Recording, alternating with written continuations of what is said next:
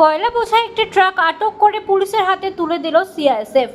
গাড়ির চালক শান্তিময় পাল জানিয়েছে, গতকাল রাতে আসানসোলের 19 নম্বর জাতীয় সড়ক থেকে ট্রাকটি আটক করে সিআইএসএফ।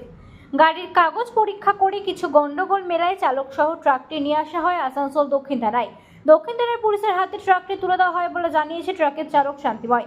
ট্রাক চালকের দাবি, ট্রাকে কয়লা লোড করা আছে। গাড়িটি ঝাড়খণ্ড থেকে কয়লা বোঝাই করে বর্ধমানের উদ্দেশ্যে যাচ্ছিল। আর মাঝপথেই আসানসোলের ট্রাকটিকে আটক করে সিআইএসএফ। সিআইএসএফ আমাকে এসে ধরলো, বলে চালান দেখালাম, ওখানে দাঁড় করে রাখলো 3-4 ঘন্টা, কিছু বললো না। তারপরে ওরা থানা নিয়ে যেতে হবে, গাড়ি থানা নিয়ে এলাম। থানা তখন এখন ওরা কথাবার্তা বলছে হয়তো। সিআইএসএফকে আমি বললাম, স্যার কী অবস্থা হবে? বলছে দেখছি ছেড়ে দেবো। কেন ধরেছে কেন তোমার? চালানের বলছে গড়বড়ি আছে।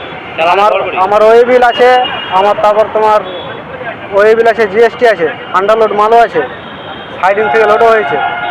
তোমার এবারে মালটা কোথা থেকে লোড হয়েছে? মালটা তোমার ধানবাদ থেকে, সাইডিং, ঝাড়খণ্ড সাইডিং থেকে। মানে নির্দিষ্ট জায়গা জানো না কোথায় থেকে লোড হয়েছে? নির্দিষ্ট জায়গায় গাড়িটা তুমি লোড করেছো? হ্যাঁ।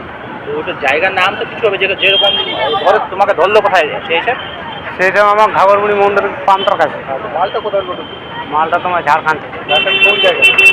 ঝাড়খণ্ড তোমার ধানবাদ এরিয়া, তোমার ওই সিন্দিরি। কি লোড আছে? কয়লা কত টাকা? 25 টন আন্ডারলোড মাল। কোথায় যাবে? বর্ধমান তোমার কোম্পানি যাবে, ডিপার্টমেন্ট পেপার মিলে ফ্যাক্টরি যাবে বর্ধমান কোম্পানিতে।